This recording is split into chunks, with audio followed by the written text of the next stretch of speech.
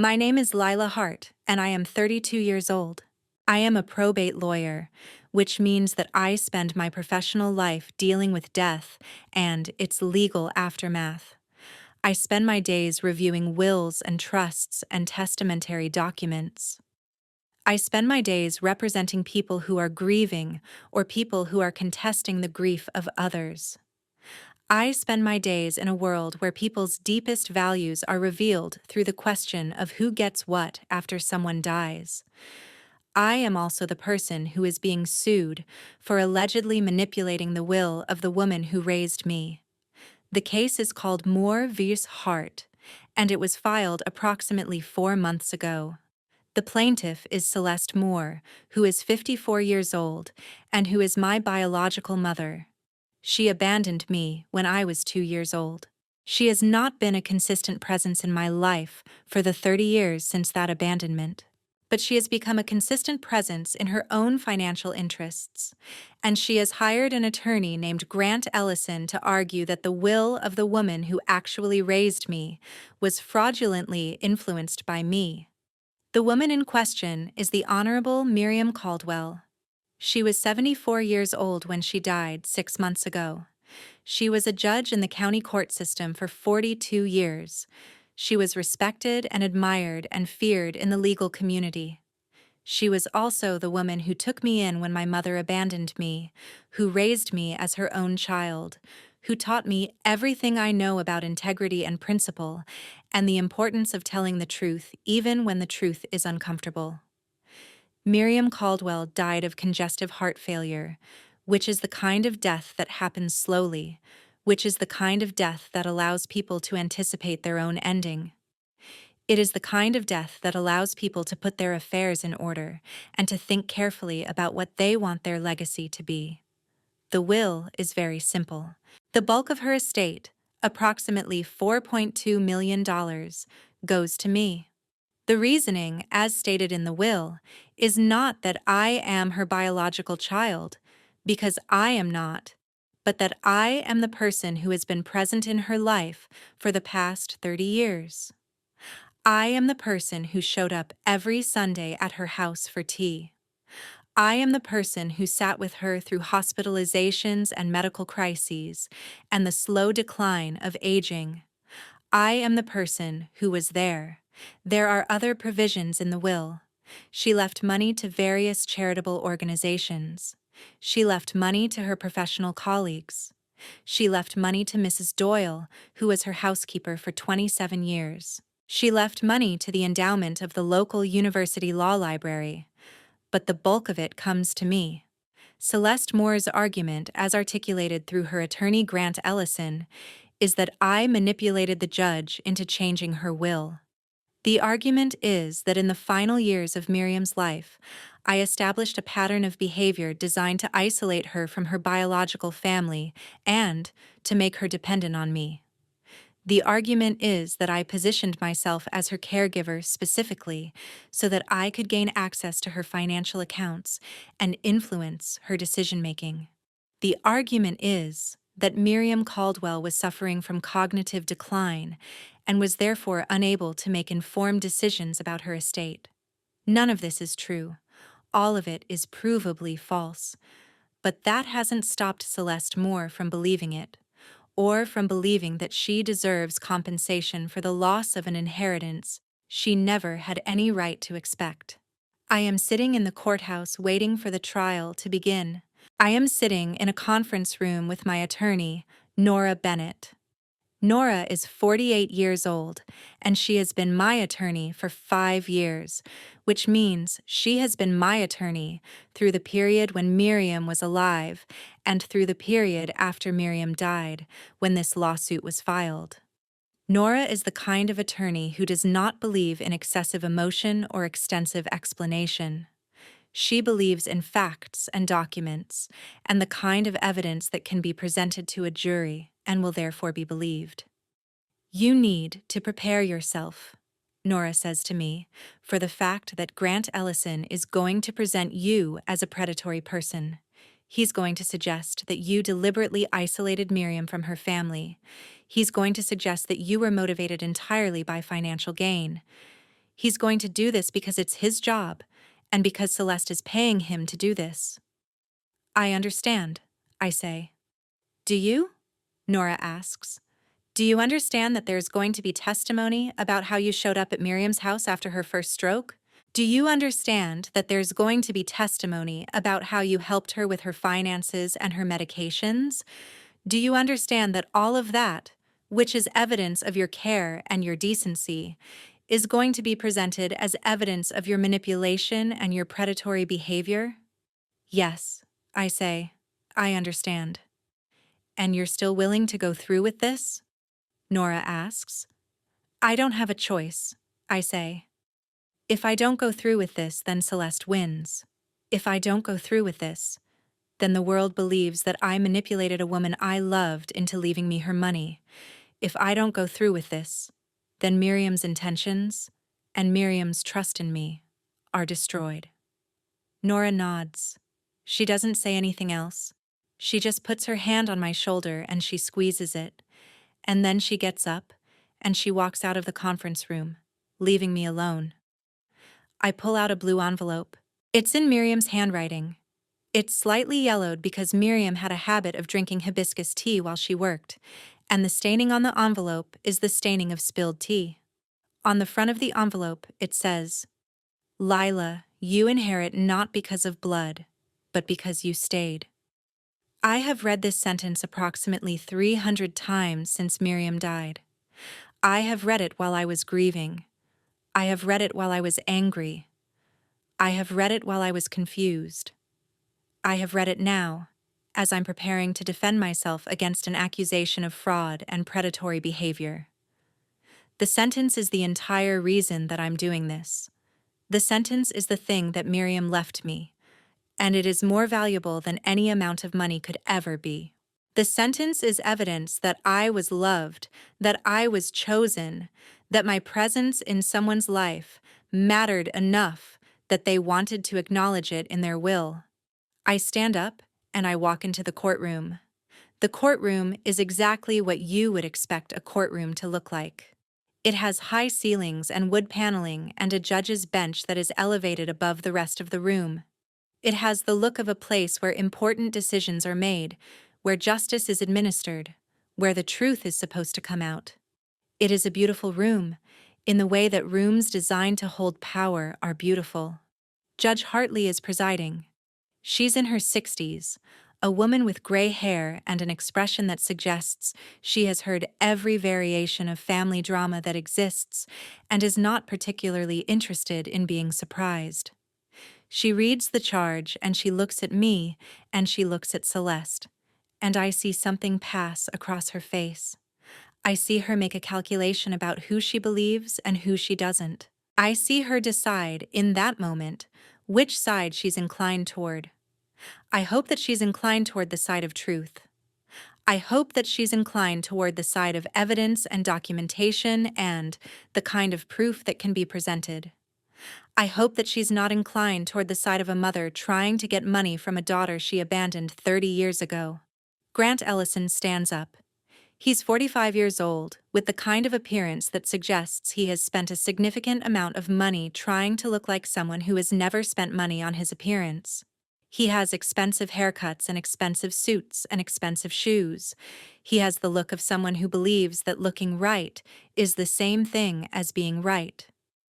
Your Honor, he says, the evidence in this case will show that Lila Hart deliberately and systematically manipulated the Honorable Miriam Caldwell in order to gain access to her considerable estate.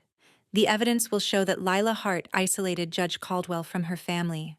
The evidence will show that Lila Hart assumed control of Judge Caldwell's medical decisions and financial decisions.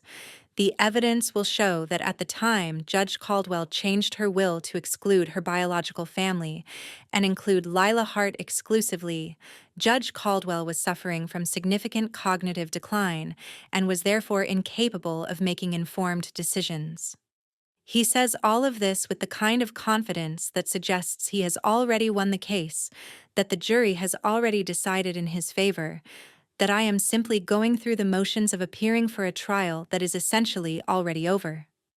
Nora stands up. She doesn't have the appearance that Grant Ellison has. She has the appearance of someone who has spent her life reading and thinking and arguing about the law instead of spending her life practicing the appearance of someone who knows about the law. She has gray hair that she doesn't attempt to hide. She has wrinkles around her eyes that are the result of squinting at documents and thinking carefully about the implications of legal language. She has the appearance of someone who is serious about what she does. Your Honor, she says, what you will see in this case is documentation. You will see financial records that show exactly where money was going and why. You will see medical records that show the cognitive capacity of Judge Caldwell throughout the time period in question. You will see a pattern of care and devotion that spans 30 years. You will see that Lila Hart did not suddenly appear in Judge Caldwell's life to manipulate an elderly woman, but was present in her life from childhood through adulthood and beyond. The evidence in this case is extensive, and it is clear, and it will demonstrate that the allegations in this suit are without merit. Then the trial begins. For 3 days, Grant Ellison presents his case. He brings witnesses who testify about the decline of Judge Caldwell in her final years. He brings medical experts who argue that the tests that were administered to Judge Caldwell were insufficient to determine cognitive capacity. He brings Celeste Moore, who testifies through tears about how much she loved her mother and how she just wants to honor her mother's memory, and how she doesn't care about the money, she just wants to make sure that her mother's intentions are respected. It's all a performance. It's all carefully orchestrated.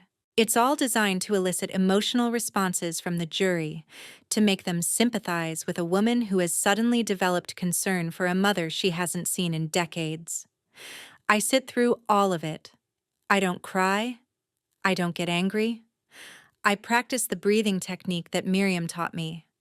I breathe in for 4 counts. I hold for 7 counts. I breathe out for 8 counts. It calms my nervous system. It allows me to remain present without being overwhelmed by what's happening around me. When it's Nora's turn to present her case, she begins with Hale. Hale is the financial advisor who managed Miriam's accounts for the past 20 years. He brings documentation of every single transaction that occurred during the time period in question. He brings charts and graphs that show where the money came from and where it went. He brings evidence that I did not embezzle funds or transfer funds to myself, or do anything that could reasonably be characterized as financial manipulation. What Hale's testimony actually shows is very different from what Grant Ellison suggested. It shows that during the time period when I was supposedly stealing from Miriam, I was actually spending money to take care of her. I was paying for medical care that wasn't covered by her insurance. I was paying for medications that weren't included in her pharmacy plan. I was paying for a home aide to come and help her with daily tasks. I was paying for property taxes and utilities, and the costs of maintaining a large house for an aging woman who lived alone. What Hale's testimony shows is that I was not receiving money from Miriam. I was spending money on Miriam. I was using my own resources to take care of the woman who had taken care of me. These are regular monthly transfers, Hale says, pointing to a line on the chart. $3,200 per month for the last 22 years, all going to Celeste Moore. There's silence in the courtroom. The journalists in the back stop writing. The jury members sit up straighter. The judge looks at Celeste. These transfers began, Hale continues, in the year that Celeste Moore reappeared in Judge Caldwell's life. They continued for 22 years. If Lila Hart were manipulating Judge Caldwell for financial gain, it would be difficult to explain why Judge Caldwell would be sending money to Lila's mother for 22 consecutive years. This is the moment when the case changes. This is the moment when Grant Ellison realizes that his narrative has collapsed. This is the moment when everyone in the courtroom understands that the person who has been financially supported by Miriam Caldwell is not me, but Celeste. The person who has been receiving regular payments from Miriam's account is not the person being accused of manipulation, but the mother who abandoned her biological daughter.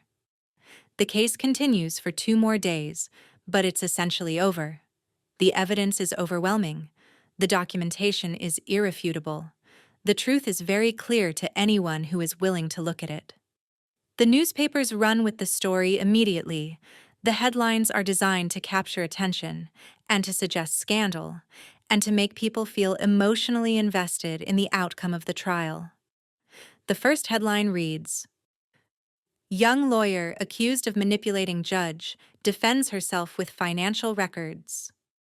The second headline reads, "Mother returns after decades, seeks justice for abandoned daughter." The third headline reads, "Estate battle exposes family secrets." There are reporters outside the courthouse. There are cameras and microphones and people asking me questions as I'm walking into the building and walking out of the building. There are news segments on the local television station. There are articles in legal journals and business magazines, and the kind of publications that follow these cases with the intensity that other people reserve for reality television. Grant Ellison, for his part, is adapting his strategy. He realizes that the financial argument is not working, so he is pivoting to a different argument. He is now arguing that Miriam Caldwell was suffering from cognitive decline that made her vulnerable to manipulation, and that even though I may not have been manipulating her for financial gain, I was manipulating her through emotional coercion. I was making her dependent on me for emotional support. I was positioning myself as the daughter that she never had. I was creating a psychological dynamic that prevented her from making independent decisions. In other words, he's now arguing that loving someone and being present for someone and demonstrating care through consistent action is somehow evidence of manipulation. He's arguing that the fact that I showed up for Miriam proves that I was doing it with ulterior motives. He's arguing that because Miriam grew to trust me, that trust is evidence that I had deliberately designed a scheme to gain that trust. It's a perverse argument. It's an argument that basically asserts that if you care for someone sufficiently, that care can be reframed as predatory behavior. It's an argument that transforms every act of devotion into an act of manipulation. Miriam taught me about this kind of argument years ago. She taught me that when the facts don't support your case, you attack the character of the person presenting the facts. When the documentation proves you wrong, you suggest that the documentation is incomplete or misleading. When the evidence is overwhelming, you pivot to an entirely different argument and hope that people are too confused to notice that you've abandoned your original position. "The law," she told me once, while we were sitting at her kitchen table having tea, "is supposed to be about truth. But courts are run by human beings, and human beings are more interested in compelling narratives than they are in actual truth.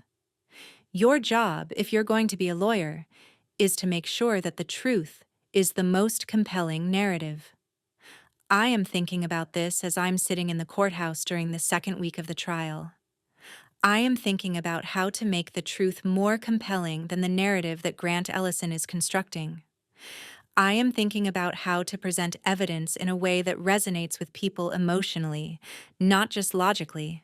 Nora is calling Dr. Rafael Alvarez to the stand. Dr. Alvarez is 71 years old, and he was Miriam's physician for the last 30 years of her life. He has medical records that document her cognitive status throughout that entire time period. He has memory tests that were administered to Miriam on a regular basis. He has records of conversations with Miriam where she discussed her intentions and her values and her desires for her estate. "Dr. Alvarez," Nora says, "in your professional opinion, was the Honorable Miriam Caldwell suffering from cognitive decline during the time period in question?" "Not in any significant way," Dr. Alvarez says. "The mini-cog test that was administered to Judge Caldwell in the year prior to her death showed results that were consistent with her previous examinations going back 20 years. There was no evidence of dementia or significant cognitive decline." "And what about her ability to understand and make decisions about her financial affairs?" Nora asks. "Judge Caldwell was fully capable of understanding the implications of her financial decisions," Dr. Alvarez says. "In fact, She was more cautious about financial decisions in her later years than she had been earlier in her life. She asked more questions. She required more documentation. She wanted to understand exactly what she was doing before she made decisions. Did you have conversations with Judge Caldwell about her intentions regarding her will? Nora asks. I did, Dr. Alvarez says. She discussed with me her decision to leave the bulk of her estate to Lila. She explained to me that this decision was based on the care that Lila had provided over many years. She said that she wanted to acknowledge that care through her will because she believed that care is the most important thing that anyone can do for anyone else. Grant Ellison stands up for cross-examination. He's visibly frustrated. The medical evidence is destroying his case. The facts are not cooperating with his narrative. Doctor, Grant Ellison says, isn't it true that even people suffering from significant cognitive decline can perform well on cognitive tests for short periods of time? It's possible, Dr. Alvarez says, but the tests that were administered to Judge Caldwell were not once. They were repeated over a period of 30 years. A pattern of consistent results over 30 years is very strong evidence that there is no significant cognitive decline. But couldn't Lila Hart have been coaching Judge Caldwell before these tests? Grant Ellison asks. Couldn't Lila have prepared her to perform well, even if she was actually suffering from decline? Dr. Alvarez looks at Grant Ellison for a very long time. When he speaks, his voice is quiet and measured. I have examined over 3,000 patients in my career, Dr. Alvarez says. I have been practicing medicine for 46 years. I have encountered every variation of family dynamic that exists. I have seen children manipulate parents into changing wills. I have seen caregivers isolate elderly people. I have seen cognitive decline disguised as wellness and wellness disguised as decline. In the case of Judge Caldwell, what I observed was a woman who was clear-minded and intentional about her decisions. What I observed was a relationship between Lila Hart and Judge Caldwell that was based on genuine affection and genuine care, and I would stake my professional reputation on my assessment. Then Dr. Alvarez says something that I don't expect him to say. He's looking directly at me when he says it. I have witnessed 2 generations of the Caldwell family. I have observed the way that Judge Caldwell loved this young woman, and I have observed the way that this young woman has honored that love through consistent action. If there is manipulation happening in this relationship, then I believe that all love is manipulation, and I don't believe that to be true. That evening, the newspapers begin to shift their coverage. The headline changes from "Young Lawyer Defends Herself" to "Medical Evidence Supports Defendant's Account." The journalists begin asking different questions. The narrative begins to shift. But there's something else that's happening simultaneously. Celeste is beginning to perform for the cameras. She's calling press conferences where she talks about how much she regrets abandoning her daughter. She's talking about how she's always loved Lila, but was just too emotionally broken to maintain a relationship. She's talking about how she hopes that Lila will forgive her and that they can rebuild their family connection. It's all designed to make her look sympathetic. It's all designed to make people think that she's not motivated by money, but by a genuine desire to reconcile with her daughter. It's all a performance designed to obscure the fact that she's suing her abandoned daughter for money that doesn't belong to her. I'm watching her on television, and I'm seeing a woman who I don't know performing a version of herself that has nothing to do with who she actually is. I'm seeing her cry crocodile tears for the cameras. I'm seeing her present herself as a victim of circumstance, rather than as a woman who made bad choices and abandoned a child and then disappeared for 30 years. And I'm thinking about Miriam. I'm thinking about how Miriam never performed. Miriam was always exactly who she was. Miriam didn't try to appear sympathetic or impressive or likable. Miriam just was. That's when I understand what I need to do in this trial. I need to be honest. I need to stand up and tell the truth about what happened. Not in a way that's designed to make me look good, but in a way that honors Miriam and honors the truth. Nora calls me to the stand on the third day of the trial.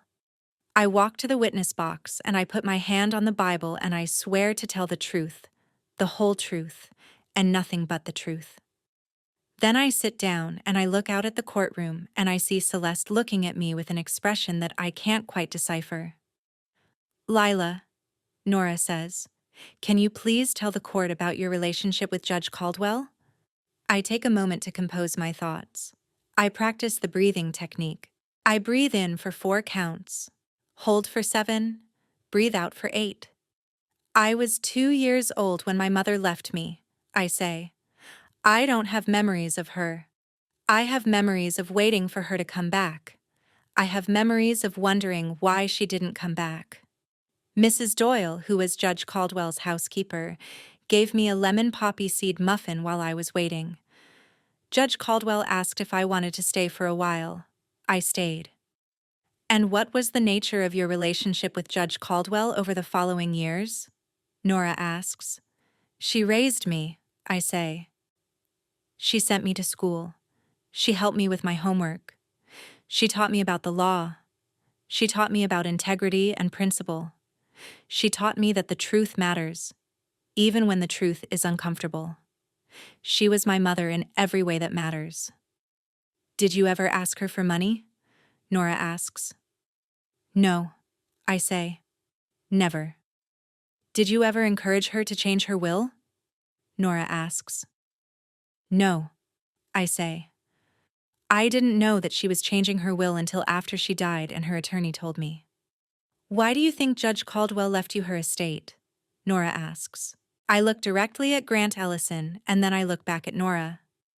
"She left me her estate because I stayed," I say. "She left me her estate because when she was sick, I showed up.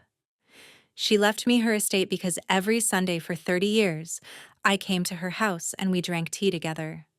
She left me her estate because I was present in her life in a way that her biological family was not.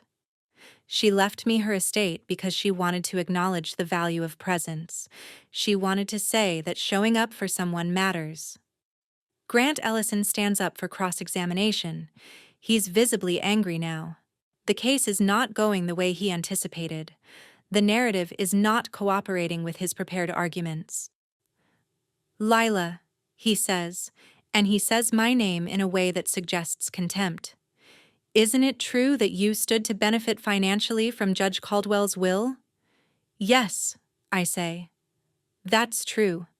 I did benefit financially, but I would have been present in Judge Caldwell's life, regardless of whether she left me anything. I would have shown up on Sundays. I would have helped her when she was sick. I would have been there because I loved her, not because I was waiting for her to die and leave me money." "But you're aware that it's convenient that Judge Caldwell left you so much money?" he asks. "It's convenient for me financially," I say. "But it's not evidence of manipulation. It's evidence that Judge Caldwell valued my presence in her life enough to acknowledge it in her will. That's not a crime. That's not undue influence. That's just the expression of a preference about who should inherit her money." "Don't you think your mother deserves some explanation for why Judge Caldwell cut her off?" Grant Ellison asks. I look at Celeste. I see her sitting in the courtroom with her attorney beside her.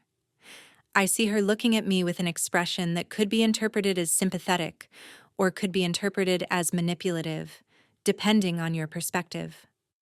"Judge Caldwell didn't cut off my mother," I say.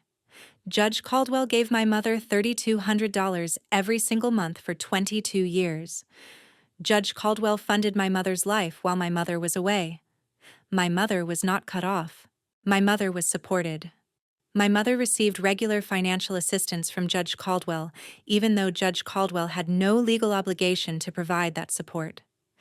Judge Caldwell did that because Judge Caldwell had compassion and because Judge Caldwell believed in providing for the people she loved." "And how do you know what Judge Caldwell believed?" Grant Ellison asks, and there's a note of triumph in his voice. as if he's finally found the angle that will destroy my credibility. I know what Judge Caldwell believed because I lived with her for 30 years, I say. I know what she believed because she told me. I know what she believed because I watched her make decisions based on those beliefs. I know what she believed because she left me a letter explaining her will. There's a moment of silence in the courtroom. Grant Ellison wasn't expecting this. He doesn't know about the letter. Nobody knows about the letter except Nora and me. What letter? Grant Ellison asks. The letter that Judge Caldwell left me with her will, I say. It explains her intentions. Nora stands up and she addresses Judge Hartley. Your Honor, the defendant has indicated that there is a letter from Judge Caldwell explaining the reasoning behind her will. I would like to introduce this letter into evidence. There's an objection from Grant Ellison. There's an argument about whether the letter is admissible and whether it's authentic, and whether it was created before or after Judge Caldwell's alleged cognitive decline. But ultimately, Judge Hartley rules that the letter is admissible. She rules that a letter written in Judge Caldwell's own handwriting and explaining her intentions is exactly the kind of evidence that is relevant to a case about the validity of her will. Nora walks to me and she holds out her hand, and I place the blue envelope in her hand. She opens it carefully and she reads the letter aloud. I, Miriam Caldwell, being of sound mind and body, do hereby declare that I am leaving the bulk of my estate to Lila Hart. I am leaving this money to Lila not because of blood or biological relationship, but because Lila has chosen to be present in my life in a way that family is supposed to be present. Lila has shown up for me. Lila has taken care of me. Lila has honored me with consistent action and genuine love. I am leaving this money to Lila because I believe that presence is the most valuable thing that anyone can offer anyone else. I am leaving this money to Lila because I want to acknowledge that value through my will. The trial essentially ends after the letter is introduced into evidence. Grant Ellison spends the next 2 days attempting to discredit the letter or suggest that it's a forgery or that it's not authentic, but everyone in the courtroom can see that the letter is genuine. Everyone in the courtroom can see that it was written in Miriam's handwriting. Everyone in the courtroom can see that the stains on the paper are from hibiscus tea, which was Miriam's drink of choice, and which is consistent with Miriam's habit of drinking tea while she worked and wrote. What becomes clear over the next 2 days of testimony is that there is no evidence of undue influence. What becomes clear is that Miriam's cognitive capacity remained stable throughout the period in question. What becomes clear is that Miriam made a deliberate decision to leave her estate to me, and that this decision was based on her values and her preferences, and her assessment of who deserved to be acknowledged in her will. There is a moment during the final arguments when Grant Ellison attempts to position me as the villain in a narrative about a young woman who deliberately targeted an elderly judge with the intention of gaining access to her money. But the narrative doesn't work anymore. The facts have destroyed it. The documentation has destroyed it. The letter has destroyed it. Nora presents her closing argument, and she does something unexpected.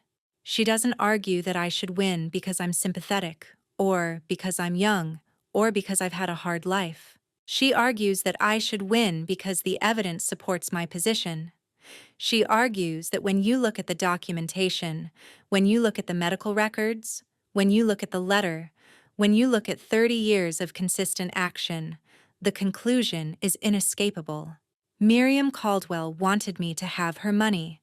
Miriam Caldwell made a deliberate decision to leave her estate to me. And that decision was not the result of undue influence or manipulation. It was the result of her own assessment of who had earned her trust and her affection over 30 years. Judge Hartley takes 1 day to deliberate. She returns with her decision. The judgment is in my favor. The will is valid. Celeste's lawsuit is dismissed. Celeste is ordered to pay my attorney's fees. It's a complete victory. It's a vindication of everything I've argued. It's a confirmation that the truth was more compelling than the narrative that Grant Ellison constructed. But as I'm walking out of the courtroom, I don't feel triumphant. I don't feel satisfied. I feel something much more complex. I feel grateful that the truth prevailed, and I feel sad that the truth had to prevail through a courtroom battle. I feel relieved that I didn't have to accept the narrative that I was a predator, and I feel grieved that anyone would suggest that my presence in Miriam's life was anything other than what it was. The newspapers run headlines the next morning. Judges will upheld in landmark case. Young lawyer vindicates herself against manipulation claims. Estate returned to named beneficiary after court victory. But there's another headline, in a different newspaper, that catches my attention. Mother speaks out. I just wanted to know my daughter. I'm sitting in a coffee shop when I see this headline. I'm trying to take a moment for myself, trying to process what just happened, trying to figure out what happens next. But the headline pulls me back into the narrative. Celeste is giving an interview. She's talking about how she regrets abandoning me. She's talking about how she just wanted to have a relationship with me. She's talking about how the lawsuit wasn't about money. It was about trying to reconnect with her daughter. It's all a lie.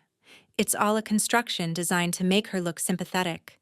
It's all designed to repair her reputation after losing a lawsuit that everyone was watching. But the lie is working.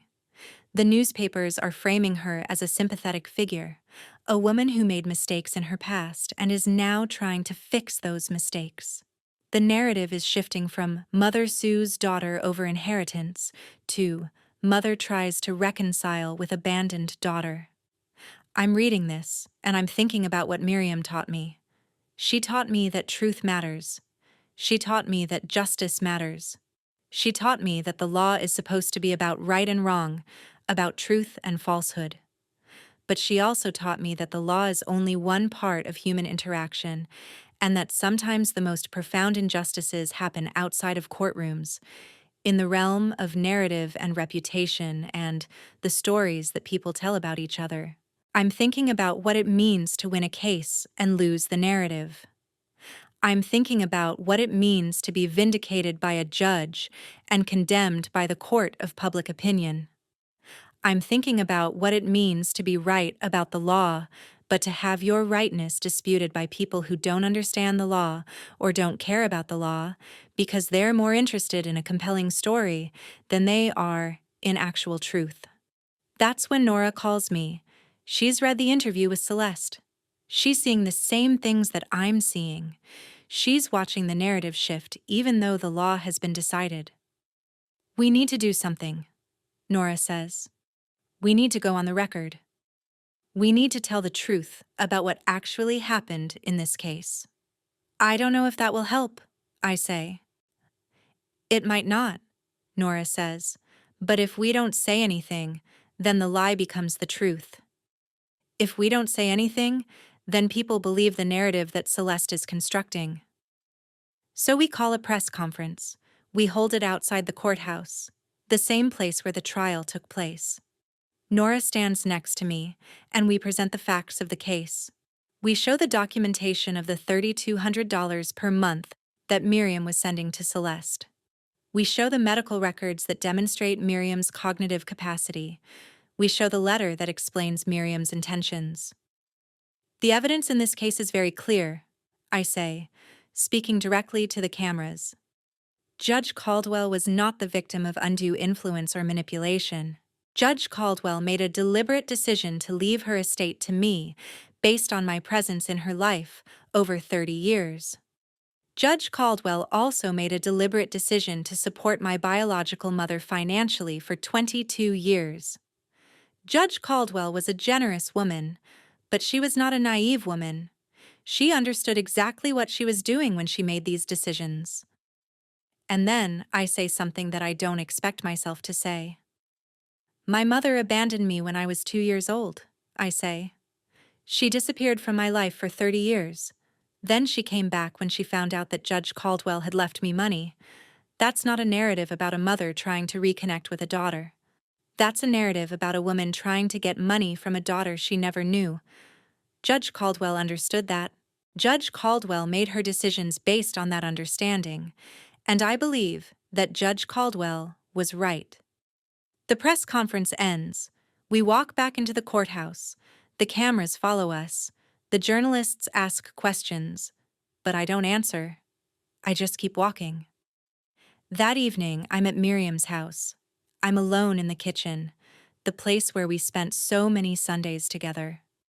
The kitchen still smells like her, like hibiscus tea and lemon and the particular scent of old books and aging wood. I'm making hibiscus tea using the recipe that she taught me. I'm following the steps that she showed me over 30 years. I'm trying to recreate not just the taste of the tea, but the feeling of being in her presence. And I'm thinking about the fact that I'm now the owner of this house. I'm now the person who will maintain it and preserve it and decide what happens to it. I'm now the person who is responsible for keeping Miriam's memory alive. I'm also thinking about the fact that I won the lawsuit, but I lost something else. I lost the possibility of reconciliation with my biological mother. I lost the possibility of a future where Celeste might have been honest about who she is and what she wants. I lost the possibility of a family relationship that was based on truth rather than on narrative and performance, and the kind of connection that exists only in the media and in press conferences and in the stories that people tell about each other. But perhaps that loss was inevitable. Perhaps the moment Celeste came back, the moment she discovered that Miriam had left me money, the possibility of genuine reconciliation disappeared. Perhaps the only relationship that could exist between us was a transactional one, a relationship based on money and inheritance, and the kind of connection that evaporates as soon as the money disappears. The days immediately following the press conference are some of the most difficult days of my life. The media coverage shifts. What was a sympathetic story about a mother trying to reconnect with a daughter becomes a more complicated story about a woman who abandoned her daughter and then came back seeking money. The newspapers that were sympathetic to Celeste's narrative begin to scrutinize that narrative more carefully. Journalists begin asking questions about why Celeste waited 30 years to attempt a reconciliation. Journalists begin asking questions about Celeste's financial situation and whether the lawsuit was truly motivated by a desire for family connection or whether it was motivated by financial desperation. What emerges over the next few weeks is a picture of Celeste that is very different from the picture she presented to the media. What emerges is that Celeste has significant debt. What emerges is that Celeste has been struggling financially for years. What emerges is that Celeste is going through a divorce and that she needs money. What emerges is that the lawsuit was not about family reconciliation at all. It was about money, pure and simple.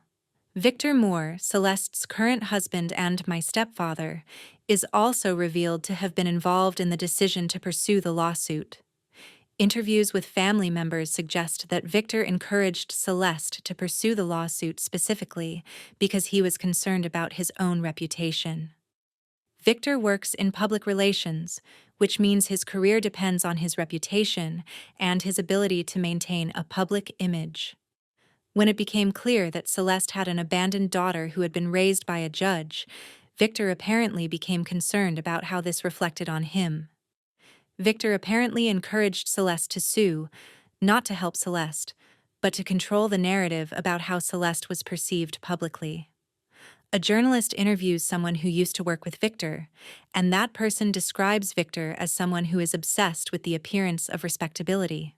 That person describes Victor as someone who is always concerned about what other people think and how he's perceived. That person describes Victor as someone who is willing to manipulate people and situations in order to maintain a particular image of himself. This is what destroys Celeste's credibility. This is what transforms her from a sympathetic figure into a person who orchestrated a frivolous lawsuit for financial gain while attempting to control her public image through media manipulation. I'm watching all of this happen from a distance. I'm not orchestrating it. I'm not feeding information to journalists. I'm simply telling the truth when asked, and the truth is creating a picture of Celeste and Victor that is very unflattering. But I'm also beginning to understand the cost of all of this. I'm beginning to understand that by telling the truth publicly, I have essentially destroyed any possibility of a relationship with my biological mother. I'm beginning to understand that I have made it impossible for Celeste to ever approach me again without there being an enormous amount of pain and conflict, and the weight of all of this history between us. And I'm not sure if that's the right thing to have done. That's when I receive a letter. It's handwritten. It's in Celeste's handwriting. I know it's in her handwriting because it's similar to the handwriting in a letter that came with my birth certificate, a letter that was left with me when I was placed in Miriam's care. That letter said, "I cannot take care of her. Please find someone who can. I'm sorry." This new letter says something very different. It says, "Lila, I don't know what to say. I don't know how to apologize for what I've done. I don't know how to explain myself in a way that will make you understand that I was broken, and I was trying to fix myself by taking something from you. I don't know how to tell you that watching the trial, watching you defend yourself, watching you stand in that courtroom and tell the truth about me, was one of the most painful experiences of my life. Not because I lost the lawsuit, but because I realized that I have destroyed the only relationship that ever mattered. I am your mother, and I abandoned you. I am your mother, and I tried to take money that belonged to you. I am your mother, and now there is no possibility of reconciliation because I have made that impossible through my own actions. I am writing this to tell you that I know what I did wrong. I am writing this to tell you that I understand the consequences of my actions, and I am writing this to tell you that I am sorry. I don't expect you to forgive me. I don't expect you to respond. I just wanted you to know that I understand." I read this letter, and I'm paralyzed. I don't know what to do with it. I don't know whether it's genuine or whether it's another performance, another narrative designed to accomplish something for Celeste. I don't know whether Celeste is genuinely remorseful or whether she's just trying to make herself feel better about what she's done. I call Nora and I read her the letter. "What do you think?" I ask her. "I think," Nora says, "that what Celeste believes doesn't matter. What matters is what you believe. What matters is what you need in order to move forward with your own life." "I don't know what I need," I say. "Then don't respond," Nora says. "Don't make a decision about this right now. Put the letter away. Give yourself time. Give yourself permission to not know what you think about this yet." I put the letter away. I don't respond to it. I don't throw it away. I just put it in a drawer in Miriam's desk, which is now my desk, and I leave it there.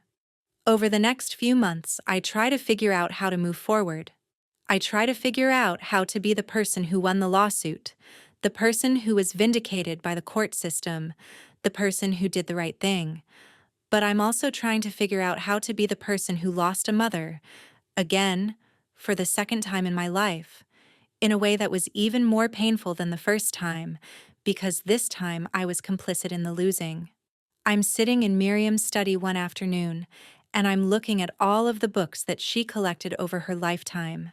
I'm looking at all of the annotations she made in the margins. I'm looking at all of the underlined passages that represented moments when she encountered an idea that resonated with her, a truth that she recognized and wanted to remember. And I find one book, an old legal philosophy text, where she's underlined a passage that says, "Justice and vengeance are not the same thing. Justice is the restoration of truth. Vengeance is the satisfaction of righteous anger.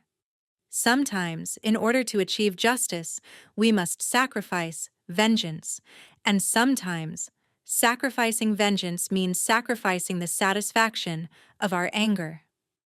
I'm reading this, and I'm understanding what Miriam was trying to tell me.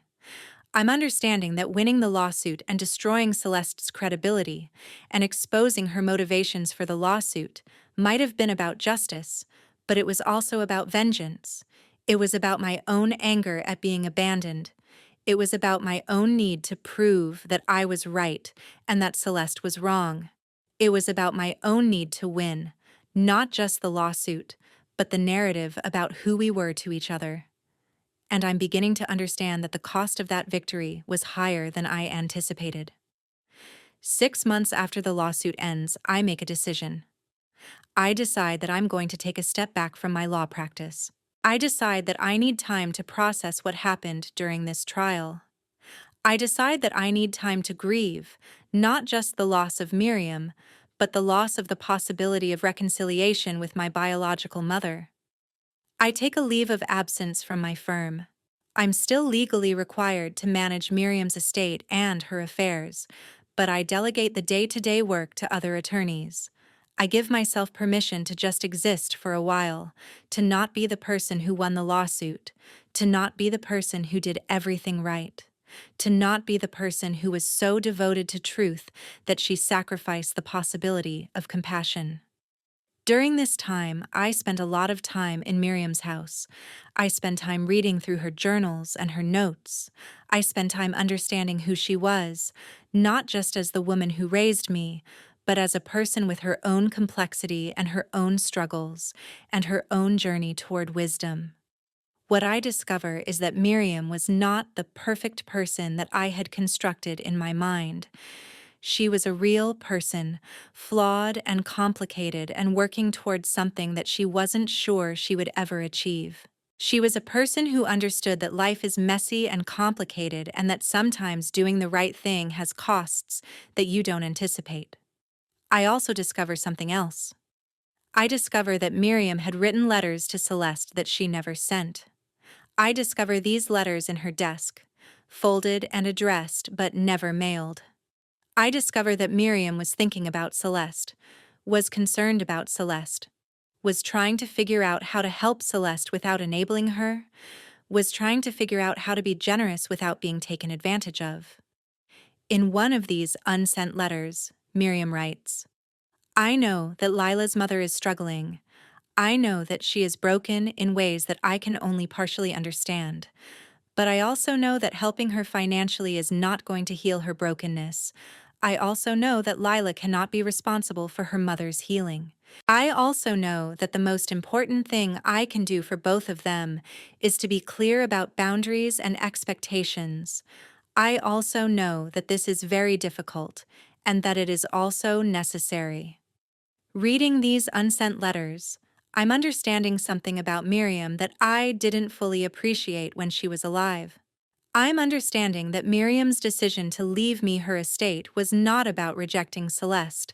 It was about accepting reality. It was about acknowledging that I had earned a place in her life through consistent presence and consistent care. It was about being generous to Celeste in a way that was sustainable and that didn't compromise Miriam's ability to take care of herself. I'm also understanding that Miriam would probably not have approved of the way I won the lawsuit. I'm understanding that Miriam would probably have wished that I had found a way to tell the truth without destroying Celeste's credibility. I'm understanding that Miriam would probably have wished that I had remembered that compassion and justice are not mutually exclusive. So I make another decision. I reach out to Celeste. I don't call her.